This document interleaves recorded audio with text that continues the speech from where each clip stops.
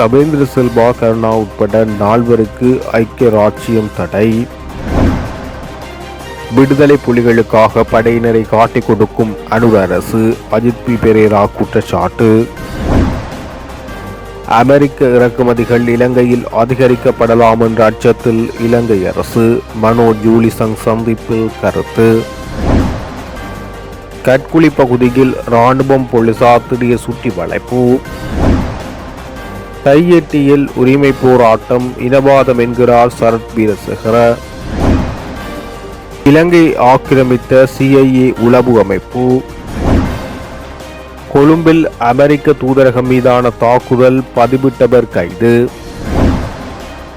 இரவு விடுதியில் நடந்த மோதல், மஹிந்தவின் மகன் ஜோசிதவுக்கு தொடர்பில்லை.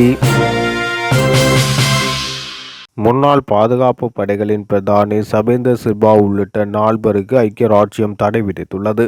இலங்கையில் இடம்பெற்ற உள்நாட்டு போரின் போது இடம்பெற்ற மனித உரிமை மீறல்கள் மற்றும் துஷ்பிரயோகங்களுக்கு இவர்கள் பொறுப்பு கூற வேண்டியுள்ளதாக தெரிவித்து இந்த தடைகள் விதிக்கப்பட்டுள்ளன.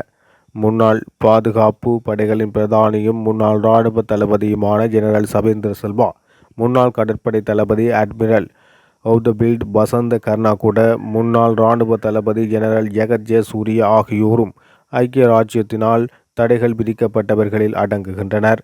LTTE அமைப்பின் முன்னாள் தளபதிகளில் ஒருவரான கருணாம்மான் என்றழைக்கப்படுகின்ற விநாயகமூர்த்தி முரளிதரனுக்கும் ஐக்கிய ராச்சியம் தடை விதித்துள்ளது. இதற்கமைய இவர்கள் 4 லண்டனில் பயணங்களை மேற்கொள்வதற்கு தடை விதிக்கப்பட்டுள்ளதுடன் ஐக்கிய ராச்சியத்துக்குள் சொத்துக்களை சேகரித்து வைப்பதற்கும் தடை விதிக்கப்பட்டுள்ளது.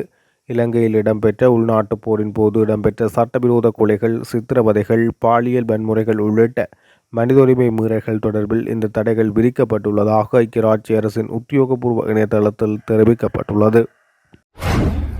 தமிழீழ விடுதலை புலிகளுக்காக தேசிய மக்கள் சக்தி அரசாங்கம் சர்வதேசத்தின் மத்தியில் இலங்கை இராணுவம் உள்ளிட்ட பாதுகாப்பு படையினரை காட்டிக் கொடுக்க முயற்சிப்பதாக ஐக்கிய மக்கள் சக்தியின் பாராளுமன்ற உறுப்பினர் அஜித் பி பெரேரா குற்றம் சாட்டியுள்ளார். கொழும்பில் இடம்பெற்ற ஊடகவியலாளர் மாநாட்டில் கலந்து கொண்டு கருத்து தெரிவித்த போது அவர் இதனை தெரிவித்தார்.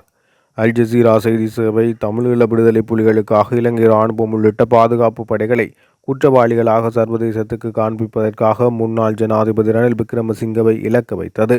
அவ்வாறான அல் ஜசீராவின் நிகழ்ச்சி நிரலுக்கமையவே தற்போதைய அரசாங்கம் செயற்பட்டு கொண்டிருக்கிறது.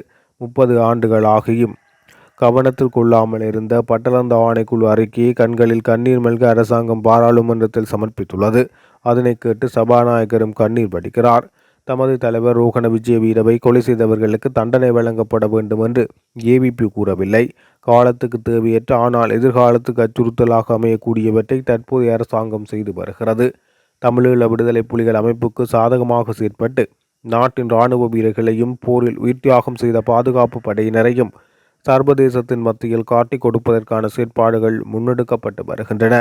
1971ஆம் ஆண்டு நாடளாவிய ரீதியில் உள்ள காவல் நிலையங்கள் மீது தாக்குதலை மேற்கொண்டு சிவில் யுத்தத்துக்கு வழி சமைத்தது JVPயே. ரோஹண விஜயவீர தலைமையிலான JVP ஜனநாயக ரீதியில் அன்றி அராஜகமாக ஆட்சி அதிகாரத்தை கைப்பற்றுவதற்கு நாட்டில் வன்முறைகளை தூண்டியது. அவ்வாறானவர்கள் தான் இன்று பட்டளந்த அறிக்கைக்காக முதலை கண்ணீர் வடிக்கின்றனர் என தெரிவித்தார். தமிழ் முற்போக்கு கூட்டணி தலைவர் மனோ கணேசன் மற்றும் அமெரிக்க தூதுவர் ஜூலிசங் ஆகியோருக்கு இடையில் சந்திப்பு நேற்று இடம்பெற்றது. கொழும்பு அமெரிக்க தூதுவர் இல்லத்தில் இடம்பெற்ற இந்த நிகழ்வில் மனோ எம்பியுடன் தமிழ் முற்போக்கு கூட்டணியினுடைய அரசியல் குழு உறுப்பினர், சர்வதேச விவகார உப தலைவர் பாரத் அருள்சாமி மற்றும் அமெரிக்க தரப்பில் அரசியல் அதிகாரி ஜெக் ஜுலோன்ஸ், அரசியல் நிபுணர் குரூஸ் ஆகியோர் இந்த நிகழ்வில் கலந்து கொண்டனர். இந்த சந்திப்பின் போது இலங்கை வெளிவிவகார அமைச்சர் விஜித ஹேரத் அடுத்த வாரம் அமெரிக்க பயணமாக உள்ளதாக வெளியான செய்தியில் உண்மை இல்லை என அமெரிக்க தூதுவர் தமிழ் முற்போக்கு கூட்டணியின் தலைவர் மனோ கணேசனிடம் தெரிவித்துள்ளார். இன்று அமெரிக்காவுக்கு இலங்கை $16 பில்லியன் பெறுமதியான பொருட்களை ஏற்றுமதி செய்கிறது. இது இலங்கையின் மொத்த ஏற்றுமதியில் 23% என்பதுடன் இலங்கை பொருட்களை அதிகமாக வாங்கும் நாடாக அமெரிக்காவே இருக்கிறது. இந்த நிலையில் இலங்கை அமெரிக்காவிலிருந்து ஆக $370 மில்லியன் பெறுமதியான பொருட்களையே வாங்குகிறது. இலங்கைக்கு சார்பாக இருக்கும் இந்த வர்த்தகம் தொடர்பில் அமெரிக்காவிலிருந்து அதிகமான பொருட்களை இலங்கை வாங்க வேண்டும் என அமெரிக்காவின் புதிய ஜனாதிபதி டொனால்ட் ட்ரம்ப் நிர்வாகம் எதிர்பார்க்கலாம் என அமெரிக்க தூதுவர் தெரிவித்தார். குறிப்பாக அமெரிக்காவுக்கு அனுப்பப்படும் ஆட்டை ஏற்றுமதி பொருட்களுக்கான பருத்தி ஆடை மூலப்பொருளை இலங்கை அமெரிக்காவிலிருந்து அதிகமாக வாங்கலாம் என அவர் தெரிவித்தார். மலையக மக்கள் தொடர்பில், காணி உரிமை, வீட்டு உரிமை ஆகிய விவகாரங்கள் தொடர்பில் தேசிய மக்கள் சக்தி அரசாங்கம் தெளிவான பார்வையை கொண்டிருக்கவில்லை. எனினும் இது தொடர்பில் அவசியமான நெருக்குதல்களை தந்து நாம் கட்சியாக 2015ஆம் ஆண்டு முதல் ஆரம்பித்த காணி வீடு உரிமை பயணத்தை தொடர அரசுக்கு ஒத்துழைப்பு வழங்க முடிவு செய்துள்ளோம் என அமெரிக்க தூதுவரிடம் மனோ கணேசன் தெரிவித்துள்ளார். தேசிய நல்லிணக்கம், புதிய அரசியலமைப்பு, அரசியல் கைதிகள் விடுதலை, காணி விடுவிப்பு, இராணுவ மீளழைப்பு, காணாமல் போனோர் அலுவலக உண்மை குழு ஆகிய விவகாரங்கள் தொடர்பில் அரசாங்கம் முன்னுரிமை வழங்காமல் முதலில் பொருளாதார சீரமைப்பு என்ற விவகாரத்துக்கே முன்னுரிமை வழங்குகிறது. ஆனால் நாம் பொருளாதார சீரமைப்பு, தேசிய விவகாரமாக இரண்டையும் சமாந்தரமாக முன்னெடுக்கும்படி அரசை கூறுகிறோம் என நான் அமெரிக்க தூதுவரிடம் கூறினேன். மேலும் வெளிநாட்டு முதலீடு, சுற்றுலா வருவாய், ஏற்றுமதி ஆகிய விவகாரங்கள் தொடர்பில் பரஸ்பர கருத்துக்களை தெரிவித்துக் கொண்டோம். யாழ்ப்பாணத்தில் உள்ள தொலைத்தொடர்பு கோபுரங்களின் மின்கலங்கள் தொடர்ச்சியாக தேடி வந்த குற்றச்சாட்டில் கைது செய்யப்பட்ட கடற்படையின் முன்னாள் சிப்பாய் உள்ளிட்ட 5 பேரையும் எதிர்வரும் 4ஆம் தேதி வரை விளக்கமறியலில் வைக்குமாறு யாழ்ப்பாண நீதவான் நீதிமன்றம் உத்தரவு பிறப்பித்துள்ளது. யாழ்ப்பாணத்தில் அமைந்துள்ள கைத்தொலைபேசி தொலைத்தொடர்பு வலையமைப்புகளில் தொலைத்தொடர்பு கோபுரங்களுக்கு பொருத்தப்பட்டிருந்த மின்கலங்கள் தொடர்ச்சியாக களவாடப்பட்டு வந்துள்ளன. இது தொடர்பில் கோபுரங்கள் அமைந்துள்ள பகுதிகளுக்குரிய போலீஸ் நிலையங்களில் குறித்த நிறுவனங்கள் முறைப்பாடு பதிவு செய்தன. முறைப்பாடுகளின் பிரகாரம் கோப்பாய் போலீஸ் நிலைய பொறுப்பு அதிகாரி நளின் ரசன் தலைமையிலான போலீஸ் குழுவினர் விசாரணைகளை முன்னெடுத்த நிலையில் மின்கலன்களை களவெடுத்தவர்கள் அம்பாறை பகுதியில் பதுங்கியிருப்பதாக கிடைக்கப்பெற்ற இரகசிய தகவலின் அடிப்படையில் சம்பவ இடத்துக்கே சென்ற விசேட போலீஸ் குழுவினர் சந்தேக நபர்களை கைது செய்தனர். கைது செய்யப்பட்டவர்களை அம்பாறையில் இருந்து கோப்பாய் போலீஸ் நிலையம் கொண்டு வந்து மேலதிக விசாரணைகளை முன்னெடுத்த வேளை கைது செய்யப்பட்டவர்களில் ஒருவர் கடற்படை முன்னாள் சிப்பாய் எனவும் மற்றும் ஒருவர் களவாடப்பட்ட மின்கலங்களை கொள்வனவு செய்தவர் எனவும் ஏனைய மூவரும் களவுக்கு உடந்தையாக செயற்பட்டவர்கள் என தெரிய வந்துள்ளது. யாழ்ப்பாணத்தில் மாத்திரம் 192 மின்கலங்களை களவாடியுள்ளனர் எனவும் மின்கலம் ஒன்றின் பெறுமதி சுமார் 1 லட்சம் ரூபாய்க்கும் அதிகம் என போலீசார் தெரிவித்துள்ளனர். தையிட்டி தேசவிகாரையில் மத வழிபாடுகளுக்கு இடையூறு விளைவிப்பது ஒட்டுமொத்த சிங்கள பௌத்தர்களின் மனங்களையும் பாதித்துள்ளது என ஸ்ரீலங்கா பொதுஜன பெரமுனவின் முன்னாள் பாராளுமன்ற உறுப்பினர் சரத் வீரசேகர தெரிவித்துள்ளார். ஸ்ரீலங்கா பொதுஜன பெரமுனவின் காரியாலயத்தில் நடைபெற்ற ஊடகவியலாளர் சந்திப்பில் அவர் இதனை தெரிவித்தார். யாழ்ப்பாணம் காங்கேசன்துறை தையிட்டி திஸ்ஸவிகாரையில் நேற்று முன்தினம் புதிதாக ஒரு விகாரை கட்டிடம் திறந்து வைக்கப்பட்டது. இதன்போது 29 பௌத்த பிக்குகள் பூஜை வழிபாட்டில் கலந்து கொண்டிருந்தனர். இவர்களுக்கு மதிய உணவு வழங்கலுக்கும் ஏற்பாடு செய்யப்பட்டிருந்தன. பூஜை வழிபாடுகள் ஆரம்பமாகிய நிலையில் காலை 7 மணியளவில் நேற்று முன்தினம் திஸ்ஸவிகாரை முன்பாக தமிழ் மக்கள் ஒன்று கூடி போராட்டத்தில் ஈடுபட்டனர். இதன்போது அங்கு கூடியிருந்த இராணுவத்தினர் உடனடியாக விகாரையின் வளாகத்திலிருந்து வெளியேறினர்.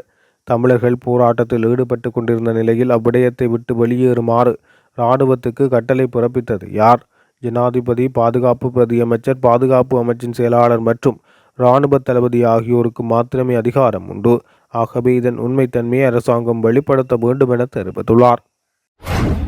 அமெரிக்க ஜனாதிபதி டொனால்ட் ட்ரம்ப் முன்னாள் ஜனாதிபதி ஜான் எஃப் கெனடியின் படுகொலை தொடர்பான ஆவணங்களை வெளியிட்டுள்ளார். 2000 பக்கங்களை கொண்ட குறித்த ஆவணத்தில் கொழும்பில் CIA தளம் ஒன்று இயங்கியதாக குறிப்பிடப்பட்டுள்ளது. அந்த ஆவணத்தின்படி கொழும்பு மட்டுமில்லாது டெல்லி, கொல்கத்தா மற்றும் பாகிஸ்தானிலும் ஒரு CIA தளம் வீதம் இயங்கியதாக குறிப்பிடப்படுகிறது. கிட்டத்தட்ட 100 வருடங்களாக அமெரிக்கா உலகில் ஆதிக்கம் செலுத்தி வருகின்றதென்றால் அதற்கு அந்த நாட்டின் புலனாய்வு துறையும் ஒரு முக்கிய காரணமாகும். உலக ஒழுங்கின் முக்கிய புள்ளியாக இந்து சமுத்திரம் இருப்பதால் அமெரிக்கா போன்ற நாடுகளின் புலனாய்வு அமைப்புகள் இலங்கை போன்ற நாடுகளுக்குள் ஊடுருவியுள்ளதாக தெரிவிக்கப்படுகிறது. மக்கள் விடுதலை முன்னணியின் பொதுச் செயலாளர் டில்வின் சில்வா வரவிருக்கும் உள்ளூராட்சி தேர்தல்களில் தேசிய மக்கள் சக்தியின் எதிர்பார்ப்புகளை கோடிட்டு காட்டியுள்ளார். சிறிய சலுகைகள் மற்றும் தனிப்பட்ட தொடர்புகளுக்கு மேலாக கொள்கை ரீதியான அரசியலை ஊக்குவிப்பதை தமது கட்சி நோக்கமாக கொண்டுள்ளது என சில்வா ஊடக நிகழ்ச்சி ஒன்றின் போது வலியுறுத்தியுள்ளார். குடும்ப அல்லது நட்புறவுகளை விட கொள்கைகளின் அடிப்படையில் வாக்களிப்பதன் முக்கியத்துவத்தை அவர் எடுத்துரைத்துள்ளார். தேர்தல்கள் சிறிய உதவிகளை வழங்குவது அல்லது பிரச்சனைகளை தீர்க்க போலீசுக்கு தொலைபேசி அழைப்புகளை மேற்கொள்வது பற்றியதாக இருக்கக்கூடாது. அதற்கு பதிலாக போலியான நடவடிக்கைகளை ஊக்குவிக்காத உள்ளூர் அரசாங்க பிரதிநிதிகளை தேர்ந்தெடுப்பதில் கவனம் செலுத்த வேண்டும் என அவர் அழைப்பு விடுத்துள்ளார். கொழும்பில் உள்ள அமெரிக்க தூதரகம் மற்றும் அதன் அதிகாரிகள் மீது தீவிரவாத குழு பயங்கரவாத தாக்குதல் நடத்த திட்டமிட்டுள்ளதாக சமூக ஊடகங்களில் பதிவிட்ட நபரை 28ஆம் தேதி வரை விளக்கமறியலில் வைக்க உத்தரவிட்ட கொழும்பு கூடுதல் நீதவான் பசன் அமரசேன சந்தேக நபருக்கு மனநல அறிக்கையை சமர்ப்பிக்குமாறு நேற்று மன்றில் உத்தரவிட்டார். பயங்கரவாத எதிர்ப்பு புலனாய்வு பிரிவால் சந்தேகத்தின் பேரில் கைது செய்யப்பட்டு நீதிமன்றத்தில் முற்படுத்தப்பட்ட பத்திரமுல்லையைச் சேர்ந்த அமர் சபீர் உசேன் அம்பாஸ் என்பவரே விளக்கமறியலில் வைக்கப்பட்டார். இந்த சம்பவம் தொடர்பாக நடாத்தப்பட்ட விசாரணைகளின் முன்னேற்றத்தை குறிக்கும் அறிக்கையை சமர்ப்பித்த பயங்கரவாத புலனாய்வு பிரிவின் அதிகாரிகள் அமெரிக்க தூதரகம் மற்றும் அதன் அதிகாரிகள் மீது தீவிர பயங்கரவாத தாக்குதல் நடத்த திட்டமிடப்பட்டுள்ளதாக வாட்ஸ்அப் பதிவுகளை வெளியிட்ட சந்தேக நபரை மேலும் விசாரணைகள் நடைபெற்று வருவதால் காவலில் வைக்குமாறு கேட்டுக்கொண்டனர். பயங்கரவாத புலனாய்வு பிரிவு அதிகாரிகள் சந்தேக நபர் ஒருவர் மனநல மருத்துவரிடம் முற்படுத்தி அவருக்கு ஏதேனும் மனநல கோளாறுகள் உள்ளதா என்பதை கண்டறிய மனநல அறிக்கை அளிக்குமாறு கூறினார். சந்தேக நபரின் மனநல அறிக்கைகளை அழைக்க உத்தரவிட்ட நீதவான் அவரை 28ஆம் தேதி வரை விளக்கமறியலில் வைக்க உத்தரவிட்டதுடன் அன்றைய தினம் விசாரணைகளின் முன்னேற்றம் குறித்து நீதிமன்றத்துக்கு அறிக்கை அளிக்குமாறும் போலீசாரிடம் உத்தரவு பிறப்பித்தார். கொழும்பு பாட் வீதியில் உள்ள இரவு விடுதியில் நடந்ததாக கூறப்படும் மோதலில் முன்னாள் ஜனாதிபதி மஹிந்த ராஜபக்சவின் மகன் ஜோசித ராஜபக்சவுக்கு தொடர்பு இல்லை என்பது போலீசாரின் ஆரம்ப விசாரணைகளில் தெரிய வந்துள்ளது. வெள்ளிக்கிழமை இரவு விடுதிக்கு வெளியே ஜோசித ராஜபக்சவுடன் வந்த ஒரு குழு மோதலில் ஈடுபட்டதை அடுத்து கொம்பனி வீதி போலீசார் விசாரணைகளை முன்னெடுத்தனர். இந்த மோதல் குறித்த காட்சிகள் சிசிடிவி கேமராக்கள் பதிவாகியுள்ளது. இந்த சம்பவத்தின் போது விடுதியைச் சேர்ந்த ஒரு பாதுகாவலர் காயமடைந்து தற்போது சிகிச்சை பெற்று வருகிறார். விடுதியில் செல்வதற்கான அடையாள மணிக்கட்டு பட்டி அணிவது கட்டாயம் என பாதுகாவலர்கள் தெரிவித்ததை அடுத்து ஏற்பட்ட வாக்குவாதத்தை தொடர்ந்து இந்த மோதல் நடந்ததாக தெரிவிக்கப்பட்டது. குழு உறுப்பினர்களிடம் ஒருவரிடம் அத்தகைய பட்டி இல்லாததால் பாதுகாப்பு காவலர் நடத்திய விசாரணையின் போது வாக்குவாதம் ஏற்பட்டது. வாக்குவாதம் ஏற்பட்ட போது ஜோசிய ராஜபக்சவுக்கும் அவரது மனைவியும் சம்பவ இடத்தை விட்டு வெளியேறிவிட்டதாக போலீசார் தெரிவித்தனர். சம்பவத்தில் தொடர்புடைய சந்தேக நபர்கள் அடையாளம் காணப்பட்டுள்ளதாகவும் அவர்களை கைது செய்வதற்கான விசாரணைகள் நடைபெற்று வருவதாகவும் போலீசார் தெரிவித்தனர்.